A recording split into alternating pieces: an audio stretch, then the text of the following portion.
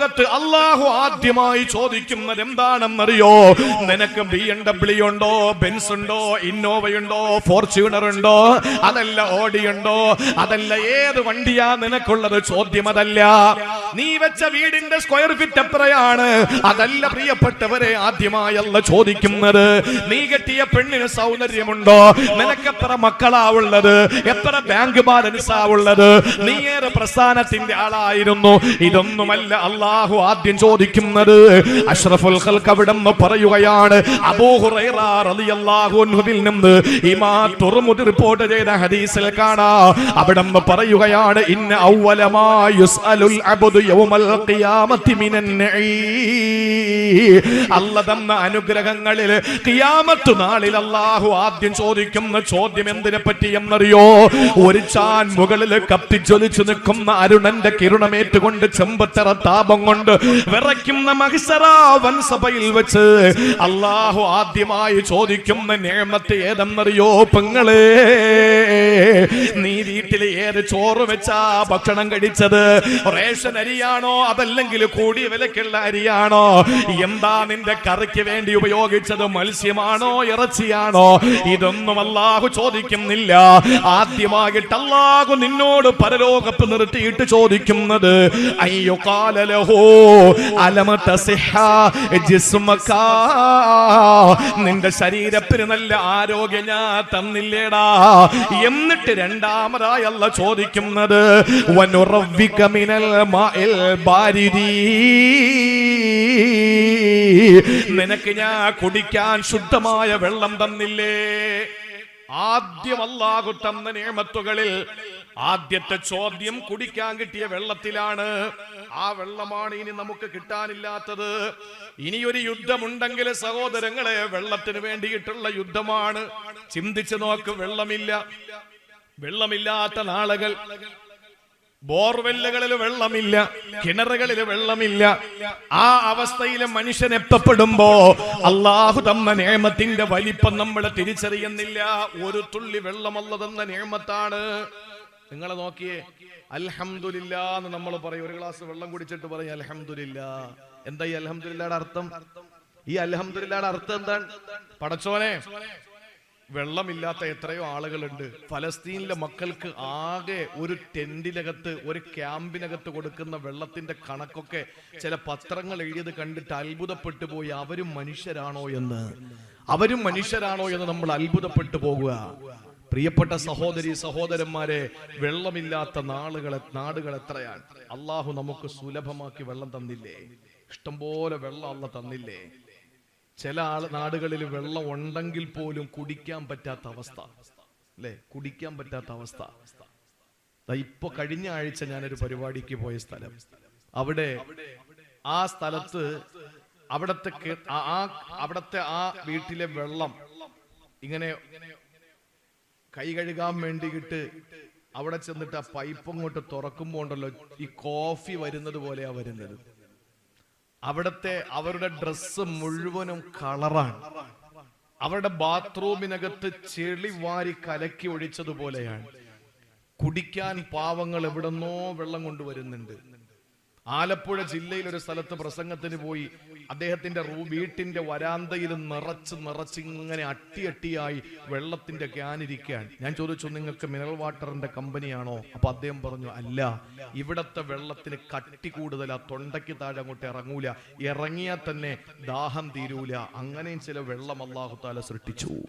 ഇതൊന്നും ഇല്ലാതെ അല്ലാഹു നമുക്ക് ശുദ്ധ കണ്ണീര് പോലത്തെ വെള്ളം തന്നില്ലേ? ഇനി നിങ്ങൾ നോക്ക്, ഇനി കണ്ണീര് പോലത്തെ വെള്ളം ഉണ്ടെങ്കിൽ തന്നെ ചില ആളുകൾക്ക് കുടിക്കാൻ താഴോട്ട് വെള്ളം ഇറങ്ങാതെ ഇവിടെ ദ്വാരം ഇട്ടിട്ട് ട്യൂബ് ഇട്ട് അതുവഴി വെള്ളം കൊടുക്കുന്ന എത്ര പേരുണ്ടെന്നറിയോ? ഒരു പള്ളിയുടെ പ്രസിഡന്റിന്റെ കഥ. എറണാകുളം ജില്ലയിൽ ഇടുക്കി ജില്ലയുടെ ബോർഡറിൽ ഒരു സ്ഥലത്ത് പ്രസംഗത്തിന് പോകുമ്പോൾ ജമാഅത്തിന്റെ പ്രസിഡന്റിന്റെ വീട്ടിൽ ഭക്ഷണം കഴിക്കാൻ പോയി. അദ്ദേഹം കണ്ട സമയം മുതൽ അങ്ങോട്ട് കരച്ചിൽ തുടങ്ങി. അദ്ദേഹം പറഞ്ഞു, ഉസ്താദേ, ഞാൻ വരേണ്ടവനാണ് ആ പരിപാടിയിൽ, ഞാൻ പ്രസിഡന്റ് സ്ഥാനത്ത് ഇപ്പോഴും ഉണ്ട്, പക്ഷേ എന്റെ ശരീരം മുഴുവനും നീര് കണ്ടോ, എന്റെ ക്രിയാറ്റിൻ കൂടി, കിഡ്നി സംബന്ധമായ പ്രശ്നത്താൽ എനിക്ക് വരാൻ പറ്റൂല.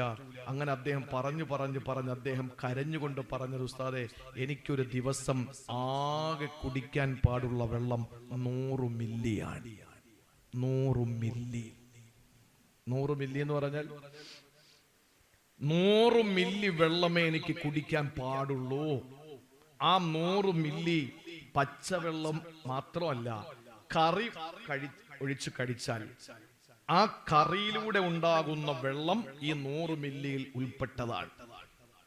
അദ്ദേഹം പറയാൻ, അതുകൊണ്ട് ഞാൻ കറി ഉപയോഗിക്കാതെ എന്തെങ്കിലും ചെറിയ ലഘുവായ ഭക്ഷണം കഴിച്ചിട്ട് ഇടയ്ക്കിടയ്ക്ക് ഞാൻ ഇങ്ങനെ വിരലുകൊണ്ട് വെള്ളത്തിൽ മുക്കിയിട്ട് ചുണ്ട് നനയ്ക്കും, തൊണ്ട നനയ്ക്കും.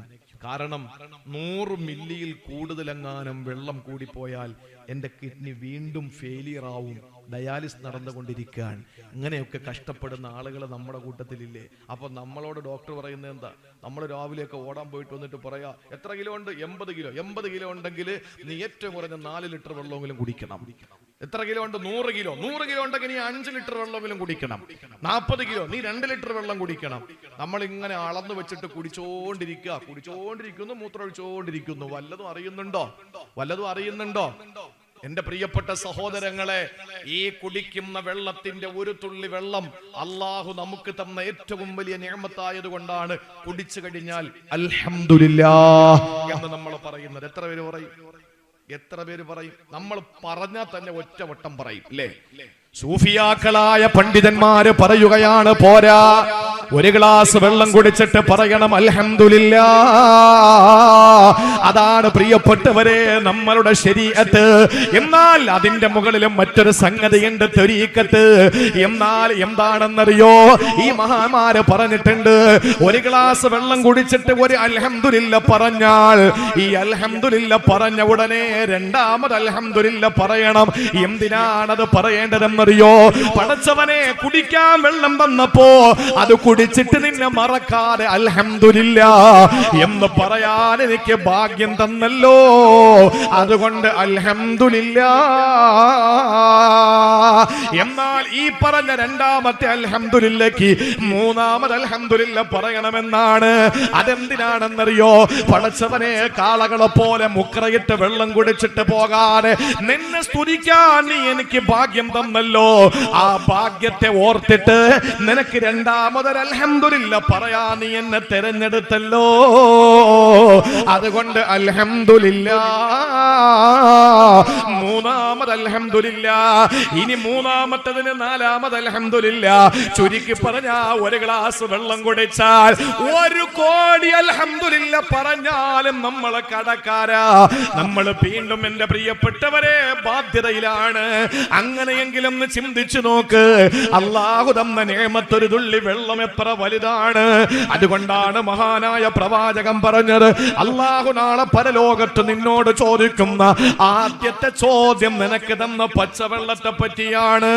അതല്ലേ ഖുർആൻ സൂറത്ത് വാഖിഅ. എല്ലാ വീട്ടിലും സഹോദരിമാര് മഗ്രിബ് ഇശാഇനിടയിൽ ഓതുന്ന ഒരു അധ്യായമാണല്ലോ.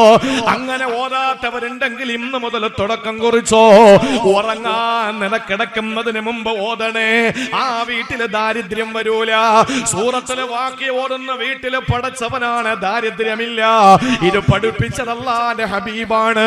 എന്നാ സൂറത്തുൽ വാഖിഅയിൽ അല്ലാഹു ചോദിക്കുന്ന ഒരു ചോദ്യമുണ്ട്, അഫറഅയ്തുമുൽ മാ അല്ലദീ തശ്റബൂൻ അഅംതും അൻസൽതുമൂഹു മിനൽ മുസ്നി അം നഹ്നുൽ മുൻസിലൂൻ. മേഘക്കീറിൽ നിന്ന് നിങ്ങൾക്ക് വെള്ളം ഇറക്കി തന്നത് ഞാനല്ലയോ? അതല്ല, നിങ്ങളെ മിടുക്കുകൊണ്ടാണോ മഴ പെയ്തത്? അല്ല, ഈ മഴ പെയ്തിറങ്ങിയത് ഞാൻ നിങ്ങൾക്ക് തന്ന നിഅമത്തല്ലേ. ലൗ നശാഉ ജഅൽനാഹു ഉജാജാ. ഞാൻ തീരുമാനിച്ചിരുന്നെങ്കിൽ കടലിലെ വെള്ളം പോലെ ഈ മഴവെള്ളത്തിന് ഉപ്പ് രസം കൊടുത്തേനെ. എന്ത് ചെയ്തേനെ? ഉപ്പ് രസമില്ലാത്ത ശുദ്ധമായ വെള്ളമല്ല തന്നു. ഫലൗലാ തശ്കുറൂൻ. എന്നിട്ട് നിങ്ങൾക്ക് നന്ദിയുണ്ടോ എന്നോട്? ഇല്ല. പ്രിയപ്പെട്ട സഹോദരങ്ങളെ, അതുകൊണ്ട് വെള്ളം, മഴ എന്ന് പറയുന്നത് അള്ളാഹു തരുന്ന ഏറ്റവും വലിയ നിഅമത്താണ്. ആ വെള്ളം അള്ളാഹു നമുക്ക് തന്ന നിഅമത്തുകളെ പറ്റി ആദ്യമായി ചോദിക്കുന്ന വലിയ നിഅമത്തുകളുടെ കൂട്ടത്തിൽപ്പെട്ടതാണ്. അതുകൊണ്ട് ജീവിതത്തിൽ അള്ളാഹു തന്ന നിഅമത്തുകളെ എണ്ണി പറയുമ്പോ എനിക്ക് കോടിയില്ല, എനിക്ക് സൂപ്പർ മാർക്കറ്റ് ഇല്ല, എനിക്ക് ഹൈപ്പർ മാർക്കറ്റ് ഇല്ല, എനിക്ക് ടെക്സ്റ്റൈൽസ് ഇല്ല, എനിക്ക് ജുവല്ലറി ഇല്ല, എനിക്ക് ജുവല്ലറിയിൽ ഇൻവെസ്റ്റ് ചെയ്തിട്ടില്ല, ഇതൊക്കെ പറഞ്ഞ് സങ്കടപ്പെടുന്നതിനപ്പുറത്ത് പറയണം, അല്ലാ ഒന്നും വേണ്ട, എന്റെ കിണറിൽ നിറച്ച് വെള്ളം തന്നില്ലേ തമ്പുരാനെ. അതാണ് ഏറ്റവും വലിയ നിഅമത്ത്. അതാണ് ഏറ്റവും വലിയ നിഅമത്ത്. നമ്മൾ തിരിച്ചറിയുന്നില്ല ഇതൊന്നും. അതുകൊണ്ട് ആ വെള്ളത്തെ നമ്മൾ എന്തു വേണം? രണ്ട് കാര്യങ്ങൾ നമ്മൾ ശ്രദ്ധിക്കണം. ഇനി അങ്ങോട്ടുള്ള കാലം വളരെ മോശമാണ്. നമ്മൾ ചിന്തിക്കുന്നത് എന്താ? 3 മണി കഴിഞ്ഞാൽ ഇടിവെട്ടി മഴ. നമ്മൾ വിചാരിക്കുന്നത് എന്താണ്? അങ്ങനെയാണെങ്കിൽ പിന്നെ വെള്ളമൊക്കെ കിട്ടുമല്ലോ. ഈ ഓരോ ഇടിയിലും ഉള്ള വെള്ളം താഴ്ന്നുകൊണ്ടിരിക്കുകയാണ്. ഇല്ലേ സാറേ? വെള്ളമില്ല സഹോദരങ്ങളെ. ഇടിവെട്ടുന്നു, മഴ പെയ്യുന്നു എന്ന് കേട്ടിട്ട് നിങ്ങൾ വെള്ളം കിട്ടുമെന്ന് പ്രതീക്ഷ വേണ്ട. കാരണം അഷ്റഫുൽ ഖൽഖ് നബി മുഹമ്മദ് മുസ്തഫ സല്ലല്ലാഹു അലൈഹി വസല്ലമ തങ്ങൾ എന്ന ലോകം കണ്ട ഏറ്റവും വലിയ പ്രാപഞ്ചിക ശാസ്ത്രജ്ഞൻ, ലോകം കണ്ട ഏറ്റവും വലിയ ബയോളജിസ്റ്റ്, ലോകം കണ്ട ഏറ്റവും വലിയ സൈക്യാട്രിസ്റ്റ്, ലോകം കണ്ട ഏറ്റവും വലിയ കാർഡിയോളജിസ്റ്റ്, ലോകം കണ്ട ഏറ്റവും വലിയ ജിയോളജിസ്റ്റ്, ആദരവായ പ്രവാചകൻ അവിടെ നിന്ന് പറഞ്ഞു, ലോകം അവസാനത്തിന്റെ അടയാളം കസറത്തുൽ മത്വരി വഖില്ലത്തുൻ നബാത്തി.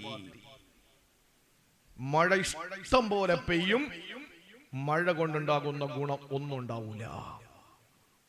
ഈ വാക്ക് വെറുതെയാണ് നിങ്ങൾ കരുതരുത്. ഞാൻ നിങ്ങളൊക്കെ ഏറെ പേടിക്കണം. വെള്ളം കിട്ടാതെ നമ്മൾ ഓടും. അള്ളാഹു കാത്തുരക്ഷിക്കട്ടെ. അതുകൊണ്ട് നന്ദി. ഫലൗല തഷ്കുറൂൻ. എന്ത് നിങ്ങൾ നന്ദി കാണിക്കാത്തത്? 2 കാര്യങ്ങൾ കൊണ്ട് നമുക്ക് നന്ദി കാണിച്ചൂടെ? 2 കാര്യങ്ങൾ കൊണ്ട്. മറ്റുള്ളവർക്ക് കുടിവെള്ളം കൊടുക്കുന്നത് അവിടെ നിൽക്കട്ടെ, അത് വേണം, തടയാൻ പാടില്ല എന്നുള്ളതാണ്. ആരെങ്കിലും കുടിവെള്ളം, നമ്മളെ വീട്ടിലെങ്ങാനും ഒരു ബക്കറ്റ് വെള്ളം എടുക്കാൻ വേണ്ടി അപ്പുറത്ത് നിന്നോ ഇപ്പുറത്ത് നിന്നോ ആരെങ്കിലും വന്നാൽ നമ്മുടെ മാനസികാവസ്ഥ എന്താണ്? നമ്മൾ പലപ്പോഴും ടാപ്പ് പൂട്ടിക്കളയും, അല്ലെങ്കിൽ പറയും മോട്ടർ കംപ്ലൈന്റ് ആണെന്ന് പറയും, അല്ലെങ്കിൽ പറയും വെള്ളത്തിന് ഇപ്പൊ വലിയ കുറവാന്ന് പറയും. ഇതൊക്കെ പറയുന്നവർ എഴുതി വെച്ചോ, അവന് നാളെ ഹൗലിൽ നിന്ന് വെള്ളം കിട്ടില്ല എന്ന് നബി മുഹമ്മദ് മുസ്തഫ. ഇതിനെക്കാളും ദാഹമുള്ള സ്ഥലമാണ് മഹ്ശറ. ഹൗലുൽ കൗസർ അല്ലാതെ വേറെ അവിടെ പെട്ടിക്കടയിൽ മോരും തൈരൊന്നും ആരും കലക്കി കൊടുക്കുന്നില്ല. കുലിക്ക് സർവത്തും ഇല്ല, കുലുങ്ങാത്ത സർവത്തും ഇല്ല. ഇതൊക്കെ ഇല്ലാത്ത മഹ്ശറയിൽ ഒരു തുള്ളി വെള്ളം ഹൗലിൽ നിന്നല്ലാതെ കിട്ടില്ല. ആ ഹൗലിൽ നിന്ന് നമ്മൾ കുടിക്കാൻ ഓടി ചെല്ലുമ്പോ അള്ളാഹുവിന്റെ റസൂല് പറയുന്നു, അവനെ അകറ്റി നിർത്തും. കാരണം എന്താണ്? ഭൂമി ലോകത്ത് വെച്ച് അവൻ കുടിവെള്ളം നിഷേധിച്ചവനാണ്. ആര് വെള്ളം ചോദിച്ചാലും കൊടുക്കണം കേട്ടോ, ആര് ചോദിച്ചാലും. നിങ്ങൾക്കറിയുമല്ലോ, ഞാൻ ഇനി അതൊന്നും പറഞ്ഞു ഒരുപാട് പഴയ കഥകളൊന്നും പറയണ്ടല്ലോ.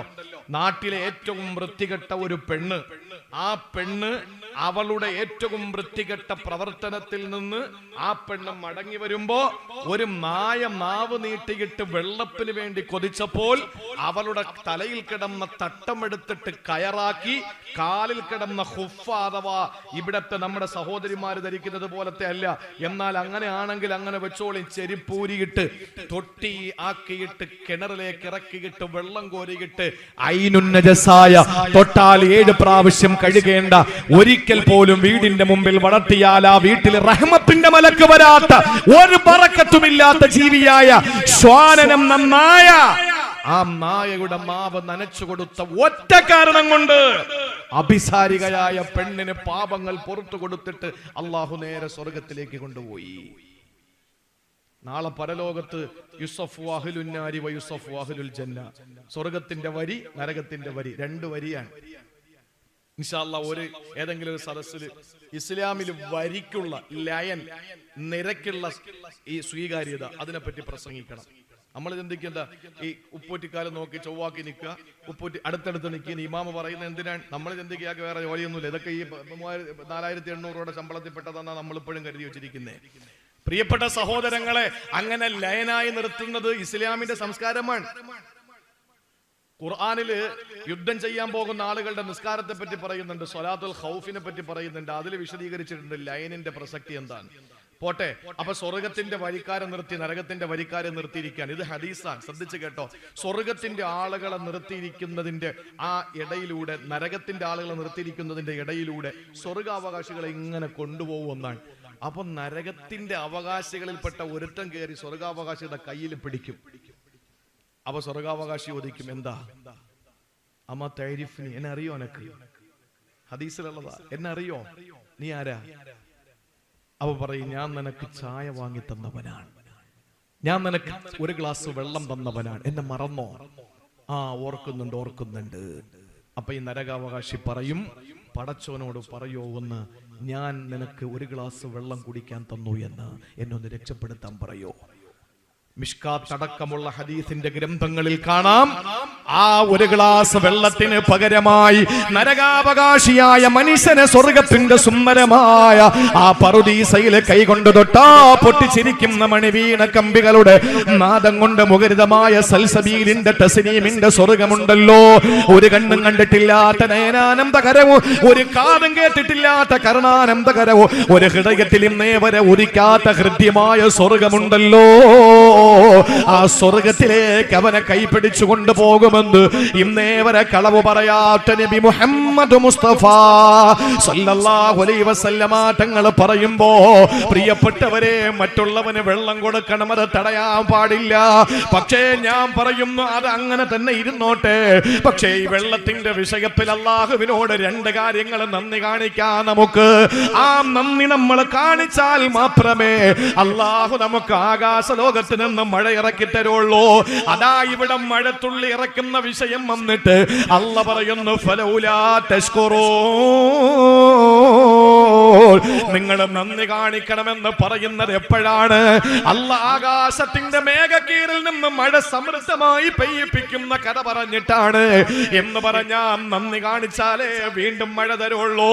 അത് ദുബായിൽ പെയ്ത മഴയല്ല, അത് ഒമാനിൽ പെയ്യുന്ന മഴയല്ല, അത് സൗദിയിൽ പെയ്ത മഴയല്ല, അത് അജ്മാനിലും റാസൽ ഖൈമയിലും ഫുജൈറയിലും ഉമാനിലും പെയ്ത മഴയല്ല. പ്രിയപ്പെട്ടവരെ, ആ മഴ ഏതാണ്? അതും നമുക്ക് നിഅമത്തിന്റെ മഴയാകണം, നിഖ്മത്തിന്റെ മഴയായാ പോരാ. നമുക്ക് അല്ലാഹു തരുന്ന മഴ അനുഗ്രഹത്തിൻ്റെതാകണം, നിഗ്രഹത്തിൻ്റെതാകരുത്. അതുകൊണ്ട് നമുക്ക് റബ്ബിനോട് നന്ദി കാണിക്കണം.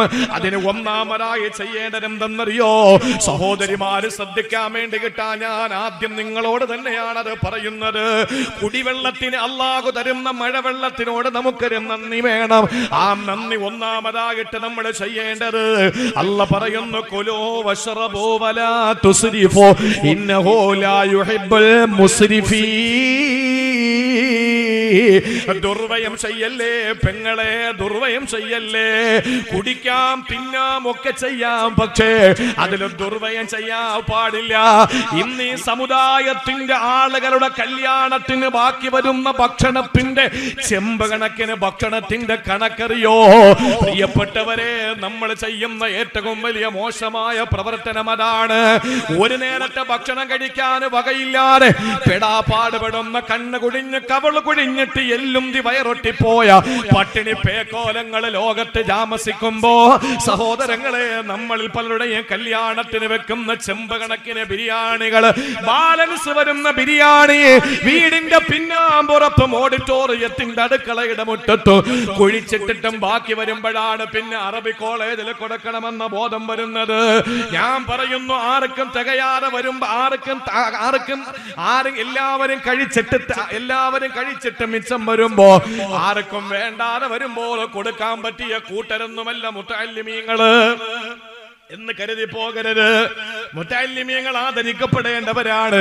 നമ്മൾ കുഴിച്ചിടുന്ന ആഹാരത്തിന് കണക്കുണ്ടോ? സഹോദരങ്ങളെ, കല്യാണങ്ങളിൽ ഒഴിച്ചു കളയുന്ന വെള്ളത്തിന് കണക്കുണ്ടോ? ചിന്തിച്ചു നോക്ക്. എങ്ങനെയാണ് കല്യാണത്തിന് ബറക്കത്ത് വരിക? എങ്ങനെയാണ് പൊന്നുമോളുടെ വിവാഹത്തിന്റെ സന്തോഷം ഉണ്ടാവുക? അതിനകത്ത് കുടിക്കുന്ന വെള്ളം കളയുകയല്ലേ ചെയ്യുന്നത്. നിബിദിനത്തിന്റെ റാലിയിൽ കളയുന്ന വെള്ളത്തിന് കണക്കുണ്ടോ? ഇത് പറഞ്ഞാ മുജാഹിദായി പോകുമെങ്കിൽ 1000 വട്ടം മുജാഹിദായാലും പ്രശ്നമല്ല. പക്ഷെ നമ്മൾ അറിയേണ്ട കാര്യമുണ്ട്, പ്രിയപ്പെട്ട സഹോദരങ്ങളെ, ചെയ്യുന്ന കാര്യങ്ങളിൽ നമുക്കൊരു കമ്മിറ്റ്മെന്റ് ഉണ്ടാകണം, ഒരു തുള്ളി വെള്ളം പാഴാക്കരുത്. കാരണം അള്ളാഹ്ക്ക് ഇഷ്ടമില്ലാത്തവരാണ് ഇന്നൽ മുബദ്ദിരീന കാനൂ ഇഖ്വാന ശയാത്തീൻ. അല്ലാഹ് പറയുന്നു, ദുർവ്യയം ചെയ്യുന്നവന്, ആ ദുർവ്യയം ചെയ്യുന്നവന് ശൈത്താന്റെ കൂട്ടാളിയാണ്, പടച്ചവൻ ഇഷ്ടപ്പെട്ടവനല്ല. അള്ളാന്റെ റസൂലാ പഠിപ്പിച്ചത്. ചില പെണ്ണുങ്ങൾക്ക് എത്ര ഒളുവെടുത്താലും മതി വരാത്ത വസ്വാസ്, എത്ര കുളിച്ചാലും മതി വരില്ലാത്ത വസ്വാസ്. എന്താ ചെയ്യാ? വസ്വാസ് മാറാൻ എന്താ ചെയ്യാ? വസ്വാസ് മാറാൻ ഒറ്റ പണിയേ ഉള്ളൂ. കുളിച്ചിട്ടും ആ മുതുക് നനഞ്ഞിട്ടുണ്ടാവൂല, പുറകുവശം നനഞ്ഞിട്ടുണ്ടാവൂല, ഒളുവെടുക്കുമ്പോൾ മുട്ട് നനഞ്ഞിട്ടുണ്ടാവൂല. ഈ വസ്വാസ് കൊണ്ടുവരുന്നത് ഒരു ശൈത്താനാണ്. ഏത് ശൈത്താൻ?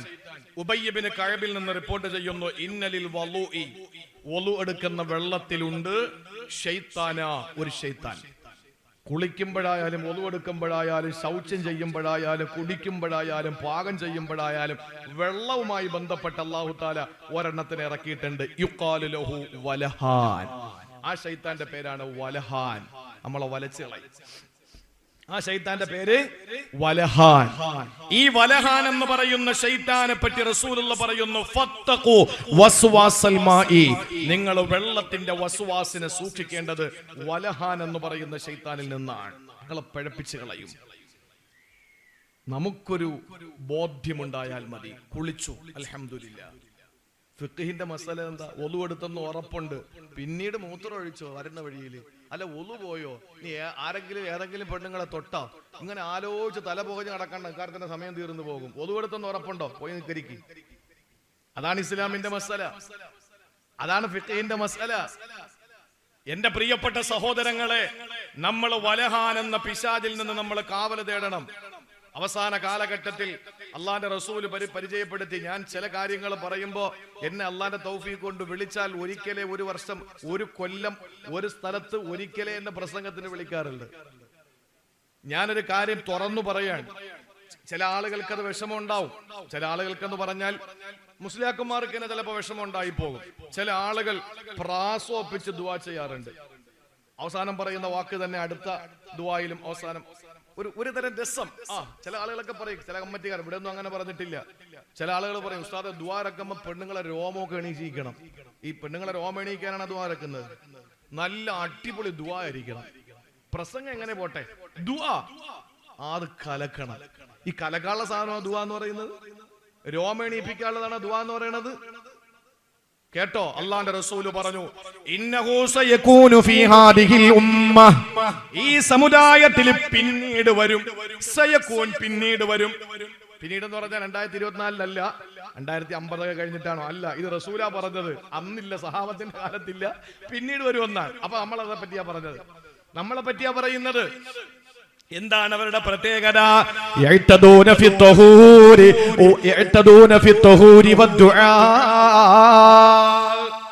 ദുആയിലും ശുദ്ധീകരണത്തിലും പരിധി വിടുന്നവർ. പള്ളിയിൽ വെള്ളിയാഴ്ച വന്നാൽ കാണാം, ചില ആളുകൾ പൈപ്പ് അങ്ങോട്ട് തുറന്നു വിട്ടാൽ മുട്ടു മുതൽ കാല് കഴുകും. ഇവൻ വീട്ടിൽ പോയി നോക്കണം എങ്ങനെയാണെന്ന്. വീട്ടിൽ പോയി നോക്കണം. വെള്ളം തൊട്ടിട്ട് കാലിൽ തുടയ്ക്കുക ചെയ്യുക, കാരണം വെള്ളം ചെലവാകും പറഞ്ഞു. ഇത് പള്ളിയിലല്ലേ? ആ സമയത്തെങ്ങാനും ഫോൺ വന്നാ പിന്നെ പറയും വേണ്ട. ഇയാള് ടാപ്പും തുറന്നു വിട്ടിട്ട് കാലും എങ്ങനെ വെച്ചോണ്ട് ഫോൺ വിളിച്ചോണ്ട് നിൽക്കുക. വെള്ളം പടച്ചവന്റെ വെള്ളമല്ലേ, പോണെങ്കിൽ പോട്ടെ. ഈ ഒരു ധാരണ, ശുദ്ധീകരണത്തിൽ പരിധി വിടുന്ന ചില ആളുകളുണ്ട്. എത്ര കുളിച്ചാലും കുളിച്ചതായിട്ട് തോന്നൂല, എത്ര ഒതു കൊടുത്താലും മതി വരൂല, എത്ര ശുദ്ധീകരിച്ചാലും വസ്വാസ് കയറിയിട്ട് അവിടെ 500-ന്റെയും 1000-ന്റെയും ലിറ്റർ വെള്ളം തീർത്തിട്ടല്ലാതെ ഇറങ്ങൂല. അത് ഈ കാലഘട്ടത്തിലെ, ഈ സമുദായത്തിലെ അവസാന കാലഘട്ടം, അതായത് നമ്മളെ സംബന്ധിച്ചിടത്തോളം നമുക്കുണ്ടാകുന്ന ഒരു വലിയ മുസീബത്താണെന്ന് നബി മുഹമ്മദ് മുസ്തഫ പിന്നീട് പറഞ്ഞ എന്താണ്? ദുആയിൽ പരിധി വിടുന്ന ആളുകൾ, ദുആയിൽ പരിധി വിടുന്ന ആളുകൾ.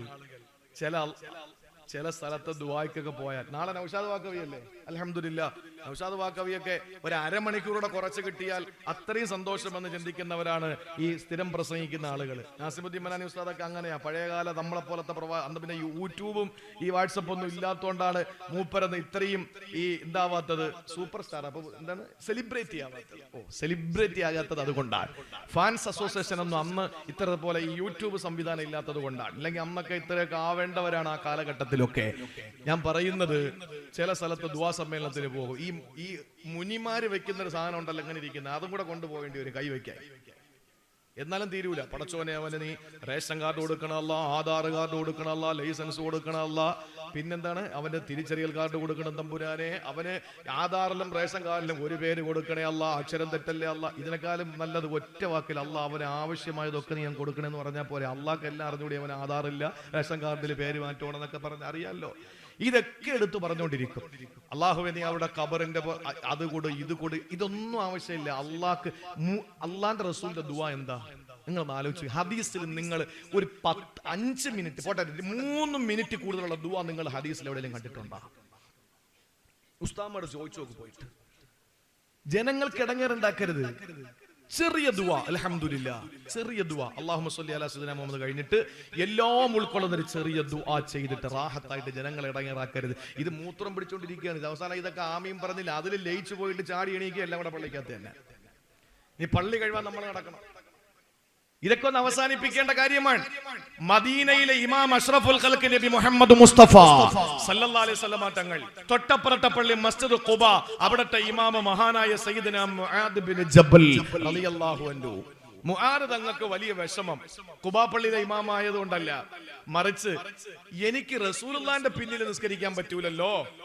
എല്ലാവർക്കും ആ ഭാഗ്യമുണ്ട്, എനിക്ക് ഇവിടെ ഇമാമത്ത് ഡ്യൂട്ടി ഉള്ളത് കൊണ്ട് എനിക്ക് മുത്തുനബിയുടെ പുറകിൽ നിസ്കരിക്കാൻ പറ്റുന്നില്ല. ആ ഒരു സങ്കടം അദ്ദേഹത്തിന് വല്ലാതെ വേട്ടയാടി. അതിന് മൂപ്പര് കണ്ട പണി എന്തെന്നറിയോ? മുആദ് ബിൻ ജബൽ തങ്ങൾ കണ്ട മാർഗം, ഇശാക്ക് ബാങ്ക് വിളിക്കുന്ന സമയത്ത് മദീന പള്ളി പോകും. ശ്രദ്ധിച്ച് കേട്ടോ, മദീന പള്ളി പോയിട്ട് നബി തങ്ങളുടെ പിന്നിൽ നിന്ന് ഇശാ നിസ്കരിക്കും. നിസ്കരിച്ചിട്ട് ഓടി വരും, തൊട്ടപ്പുറത്ത് ഖുബാ പള്ളിയിൽ വന്നിട്ട് ഇമാമത്ത് നിൽക്കും. അങ്ങനെ ചെയ്യാമല്ലോ. ആ ഫർള് നിസ്കാരം രണ്ടാമത് നിസ്കരിക്കുന്ന സുന്നത്തായി പരിഗണിക്കുന്ന ഒന്നാണ്. അങ്ങനെ ഇമാമത്തായി നിൽക്കുമ്പോ എന്നാ പിന്നെ മനുഷ്യ നീ ചെറുതോത്, ബക്കറ അല്ലാതെ ഓതുകയില്ല. കൈ പിറകിൽ കൈ. അപ്പൊ അവിടെ ഇമാമത്ത് നിസ്കാര ജമാഅത്ത് കഴിഞ്ഞ് തിരിച്ച് രണ്ടാമത്തെ ജമാഅത്ത് ഇവിടെ തുടങ്ങി. എന്നാ ചെറിയ സൂറത്ത് ഓതില്ല, വലിയ സൂറത്തെ ഓതുള്ളൂ. അവസാനം സഹി കേട്ടിട്ട് ഒരു സഹാബി കൈ അഴിച്ചിട്ട് തിരിച്ച് ബേക്കി പോയി ഒറ്റയ്ക്ക് നിസ്കരിച്ചിട്ട് വീട്ടിൽ പോയി. ഈ വിവരം സഹാബാക്കൾ മുആദ് തങ്ങളെടുത്ത് പറഞ്ഞു, ഇമാമിനോട് പറഞ്ഞു, അങ്ങനെ ഒരു സംഭവം ഉണ്ടായി. അപ്പൊ ഇമാം എന്ത് പറയണം? ഇമാം ഇതൊന്നും അറിയുന്നില്ലല്ലോ. ഇമാം പറഞ്ഞു അവൻ മുനാഫിക്കായിരിക്കും, അല്ലെങ്കിൽ എങ്ങനെ പോകൂലല്ലോ. ഈ വിവരം ജനങ്ങൾ അദ്ദേഹത്തിനോട് പറഞ്ഞു. ഇമാം എന്നെ മുനാഫിക്കെന്ന് വിളിച്ചു. അള്ളാന്റെ ഹബീബ് എന്ന് പറയുന്ന അവിടത്തെ നീതിമാനായ കോടതിയുടെ മുമ്പിലേക്ക് വിഷയമെത്തുകയാ. ചെന്നിട്ട് പറഞ്ഞു, നബിയേ, മുആദ് തങ്ങൾ എന്നെ മുനാഫിക്കെന്ന് വിളിച്ചു, സഹിക്കാൻ പറ്റുന്നില്ല. എവിടെ മുആദ്? ഇവിടെ വാ മുആദ്. അള്ളാന്റെ റസൂൽ മുആദ് എന്ന് പറയുന്ന സഹാബിയെ, യമനിന്റെ ഭരണാധികാരിയായിരുന്ന ആളിനെ, ഖുബാ പള്ളിയിലെ ഇമാമത്തിന്റെ ജോലി ഉണ്ടായിരുന്ന വ്യക്തിയെ വിളിച്ചു വരുത്തിയിട്ട് അല്ലാഹുവിന്റെ റസൂൽ ചോദിക്കുന്നു, മുആദേ, നീ മുനാഫിക്കെന്ന് വിളിച്ചോ? അതേ നബിയെ, സംശയം കൊണ്ട് പറഞ്ഞതാ. എന്താ അതിന്റെ കാരണമെന്ന് ചോദിച്ചപ്പോ മുആദ് തങ്ങളെ കാര്യം പറഞ്ഞു.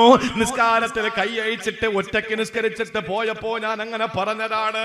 നബി തങ്ങൾ അയാളോട് ചോദിച്ചു, ശരിയാണോ? അതേ നബിയെ. എന്താ നീ അങ്ങനെ ചെയ്തത്? ഇദ്ദേഹം ഇവിടെ വന്ന് ജമാഅത്ത് കഴിഞ്ഞ് അവിടെ വന്നിട്ട് ഇമാമത്ത് നിന്നിട്ട് വലിയ സൂറത്ത് ഓതുമ്പോ എനിക്ക് മൂത്രത്തിന്റെ പ്രശ്നമുണ്ട്, എനിക്ക് പല പ്രശ്നങ്ങളുണ്ട്. ഈ പിറകില് എത്രയെന്നും പറഞ്ഞാ നിൽക്കുക. അതുകൊണ്ട് ഞാൻ കൈ അഴിച്ചിട്ട് പോയതാ. നേരെ നീതിമാനായ ഭരണാധികാരി അഷ്റഫുൽ ഖൽഖ് മുആദ് തങ്ങളെ നേരെ തിരിഞ്ഞിട്ട് ചോദിച്ചു, അഫത്താനുൻ യാ മുആദ്, അഫത്താനുൻ യാ മുആദ്. മുആദേ, നീ നാട്ടിൽ ഫിത്ന ഉണ്ടാക്കുന്നവനാണോ? വെറും ഫിത്നയല്ല, മഗ്രിബ് ഇശായിനിടയിൽ ഫിത്ന ഉണ്ടാക്കുന്നവരുടെ പേര് ഫത്താൻ എന്നല്ല, മുഫ്തിനീങ്ങൾ എന്നാണ്. മഗ്രിബ് ഇശായിനിടയിൽ ഇരുന്നിട്ട് വട്ടം കൂടി ഫിത്ന ഉണ്ടാക്കുന്ന മുഫ്തിനീങ്ങളാണ്. പക്ഷെ ഈ പറഞ്ഞത് ഫത്താൻ എന്ന് പറഞ്ഞ ഫഅലു വസ്നാൻ, വല്ലാതെ ഫിത്ന ഉണ്ടാക്കുന്നവനെന്നാണ്. അപ്പൊ മുആദ്, നീ നാട്ടിൽ വല്ലാതെ കുഴപ്പമുണ്ടാക്കുന്നവനാണല്ലേ, എന്തിനാ മുആദ് തങ്ങളോട് അങ്ങനെ ഒരു ചോദ്യം ചോദിച്ചത്? കള്ളു കുടിച്ചോ, പെണ്ണു പിടിച്ചോ, പലിശ വാങ്ങിയോ, എന്തെങ്കിലും പ്രശ്നം ഉണ്ടാക്കിയോ? ഒന്നുമില്ല. എന്താ സംഭവിച്ചത്? നിസ്കാരത്തിൽ വലിയ സൂറത്തോതി മഅ്മൂമീങ്ങളെ ഇടങ്ങേറാക്കി. ഈ നിങ്ങളെന്ന് ആലോചിച്ച് നോക്കിയേ. ഇനി നമ്മുടെ പള്ളിയിലെങ്ങാനെ ഒരു ചെറിയ സൂറത്തോതിയിട്ട് എങ്ങനെയെങ്കിലും ആ ആളുകൾക്ക് ബുദ്ധിമുട്ടില്ലാത്ത നിലയിൽ നിസ്കാരത്തിന് നേതൃത്വം കൊടുത്തു നോക്ക്. അപ്പോഴും വരും രണ്ടാമത്തെ അഭിപ്രായം, നമ്മുടെ മൊയ്ലിയാർക്ക് എന്നും ഒരു കുൽഹു അല്ല, കുൽഹു അല്ല, കുൽഹു അല്ല.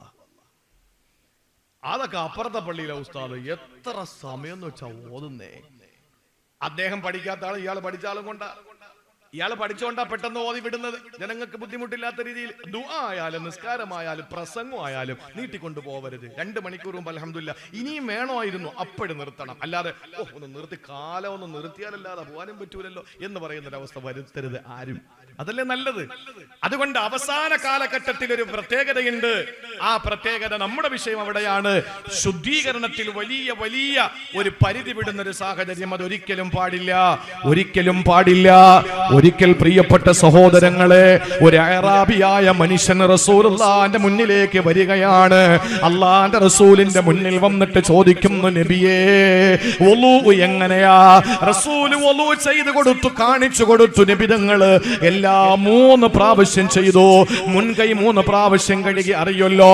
അങ്ങനെ 3 പ്രാവശ്യം വീണ്ടും ചെയ്തതിനു ശേഷം അള്ളാന്റെ റസൂല് പറഞ്ഞു, ഹക്കദൽ വുളൂ, ഇങ്ങനെയാണ് വുളൂ എടുക്കേണ്ടത്, ഇങ്ങനെയാണ് വുളൂ എടുക്കേണ്ടത്.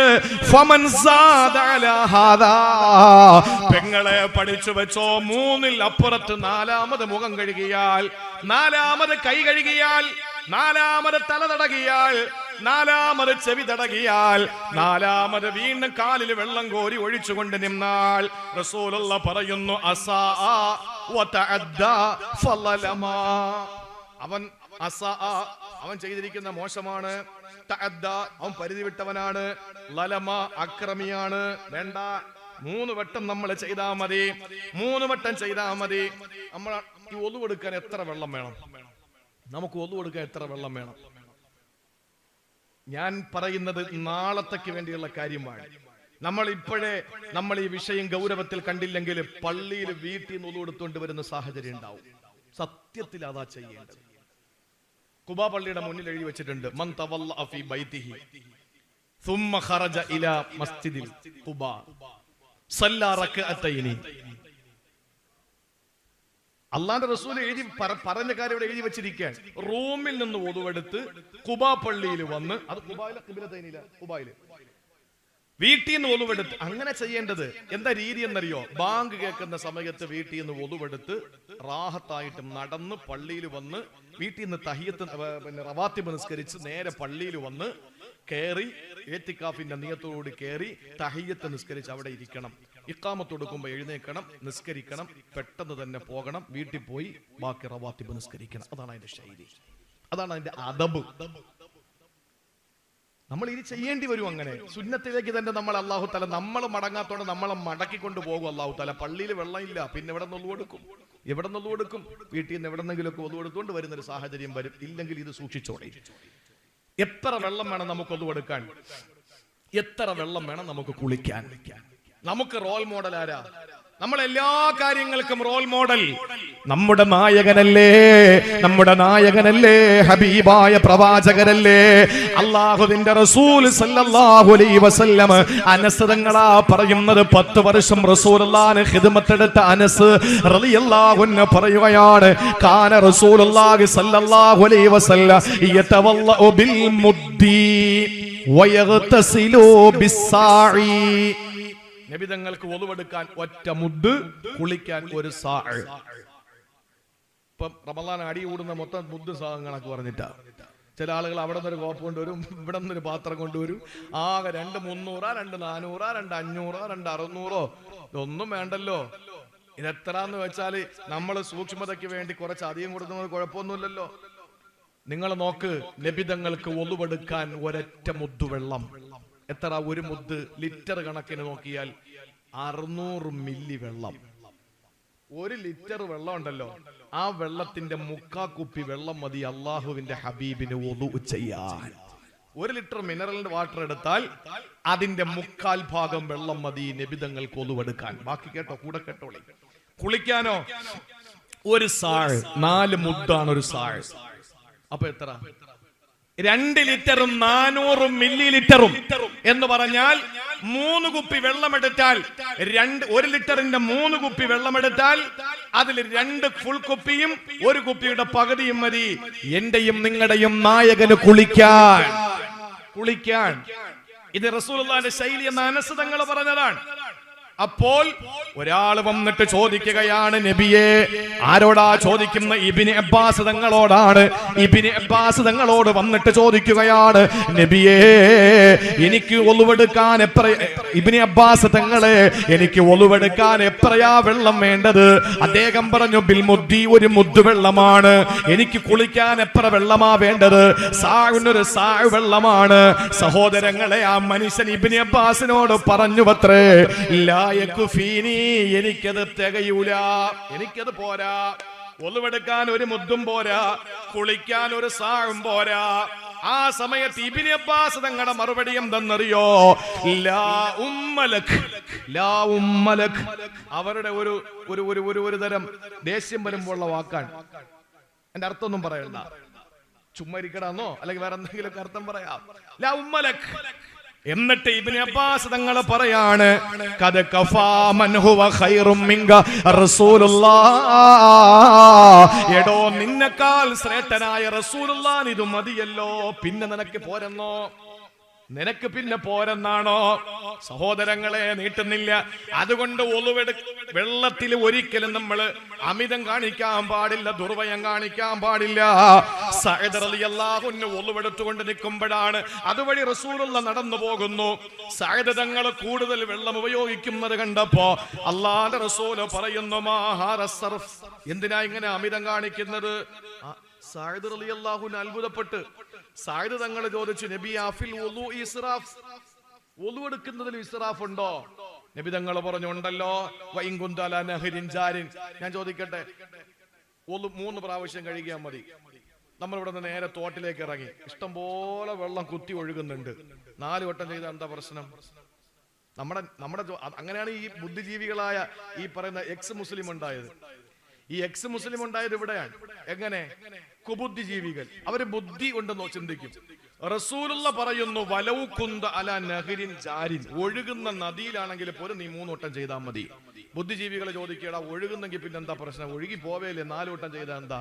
എടാ, ഈ ഒളുവെടുക്കണമെന്നും ഇത്ര പ്രാവശ്യം കഴുകണമെന്നും ഇബാദത്താക്കി നമ്മളെ പഠിപ്പിച്ചെന്ന് അള്ളാന്റെ റസൂല് പറയാണ്, അങ്ങനെ ചെയ്യാവൂന്ന്. നമ്മൾ പറയുന്നു 4 ചെയ്താൽ എന്താ കുഴപ്പമൊന്നും? 4 വേണ്ട, 3 മതിയെന്ന് പഠിപ്പിച്ചെന്നാരൻ. അതുകൊണ്ട് ഒരിക്കലും വെള്ളത്തിലെ ദുർവയം പാടില്ല, ഒരിക്കലും വെള്ളത്തിലെ ദുർവയം ചെയ്യാൻ പാടില്ല.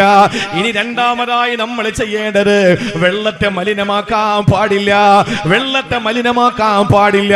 സാമൂഹ്യ വിരുദ്ധരുള്ള കാലമാണ്. ഒരിക്കലും എന്റെ സഹോദരങ്ങളെ, കെട്ടിക്കിടക്കുന്ന വെള്ളത്തിൽ മാലിന്യം ഒഴുക്കരുത്. ഒഴുകുന്ന വെള്ളത്തിൽ നമുക്കാകാം മലമൂത്ര വിസർജനം നിരോധിച്ചിട്ടില്ല. കെട്ടിക്കിടക്കുന്ന വെള്ളത്തിലും കുറഞ്ഞൊഴുകുന്ന വെള്ളത്തിലും ഇതെല്ലാം അല്ലാഹു ഹറാമാക്കിയതാ. മലിനമാക്കരുതേ സഹോദരങ്ങളെ. ആ ഭാഗത്തേക്ക് പോയാ വിശാലമായി പറയേണ്ടി വരും. അതുകൊണ്ട് ഞാൻ അങ്ങോട്ട് പോകുന്നില്ല. നിങ്ങൾ ഒരാൾ പോലും ആ വെള്ളത്തെ നിങ്ങൾ മാലിന്യമാക്കരുത്, നിങ്ങളതിനെ മോശമാക്കരുതെന്ന് പഠിപ്പിച്ചത് ആരംഭപ്പൂവായ ഹബീബല്ലേ, അവിടുത്തെ നാവ് കൊണ്ടല്ലേ പഠിപ്പിച്ചത്.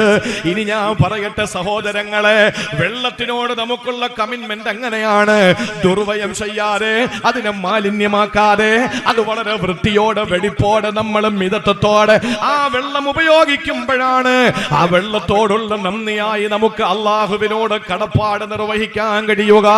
സഹോദരങ്ങളെ, നമുക്ക് റബ്ബിനോട് ചോദിക്കേണ്ടത് ഈ കാലഘട്ടത്തിൽ ഏറ്റവും അനിവാര്യമായ മഴയാണ്.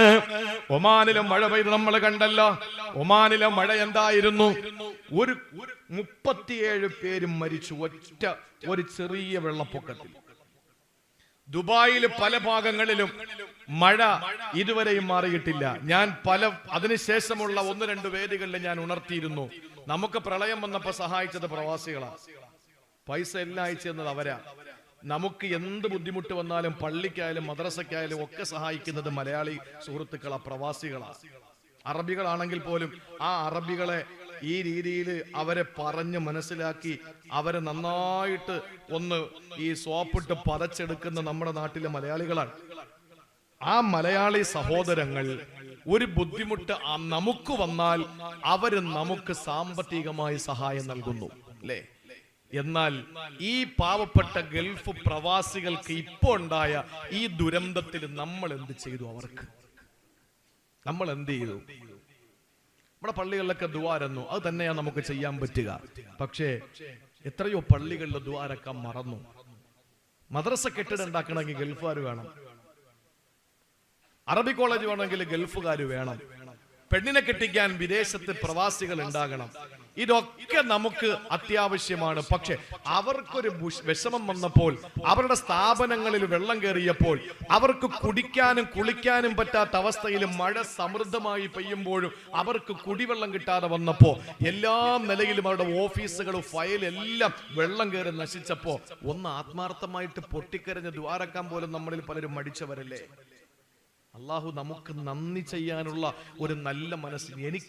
എനിക്ക് ഭക്ഷണം തരുന്ന ഒരാളോട് ഞാൻ നന്ദി കാണിക്കണം, എന്നിട്ടേ ഇതിന്റെ ഒക്കെ ദാതാവായ പടച്ചവൻ നന്ദി സ്വീകരിക്കൂ.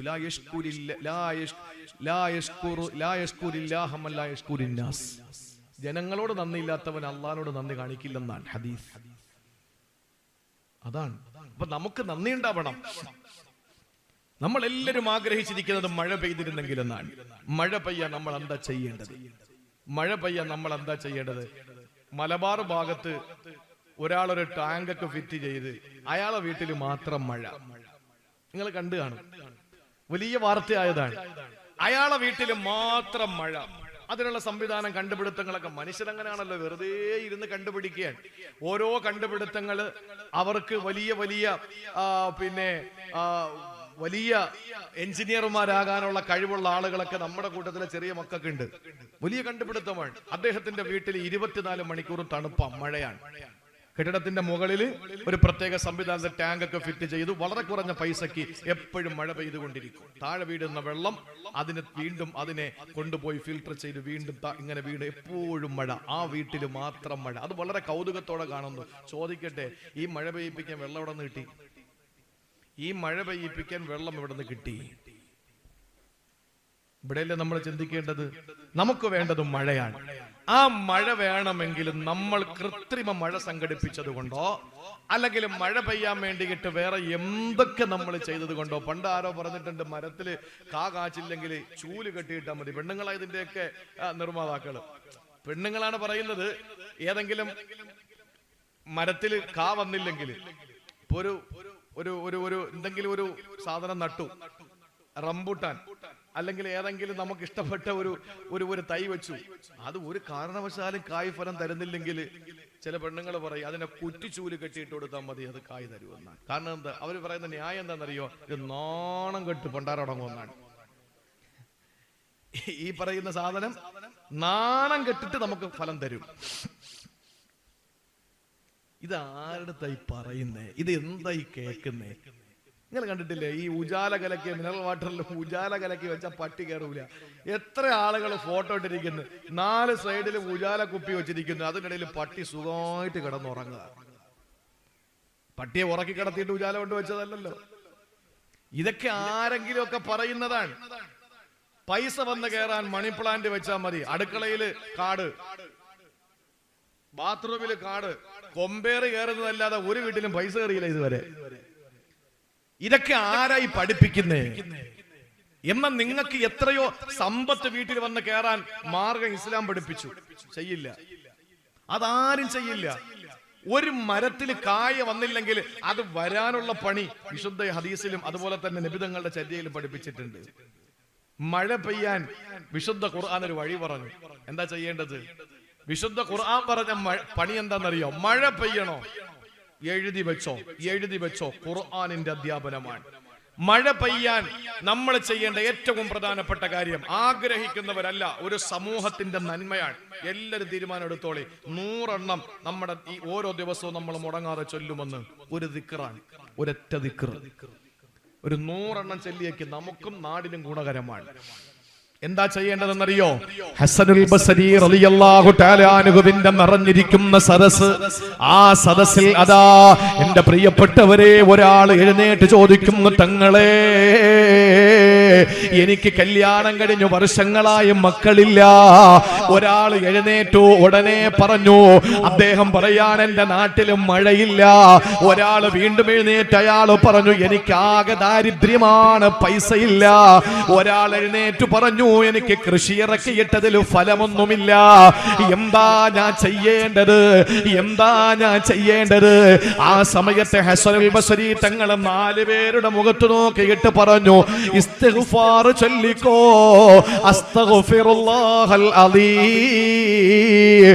ഇത് ചൊല്ലിക്കോ, മുടങ്ങരുത്. അല്ലാഹു നിനക്ക് മക്കളെ തരുവടാ. മറ്റൊരുത്തനോട് പറഞ്ഞു, നിന്റെ നാട്ടിലും മഴ തരുമടാ.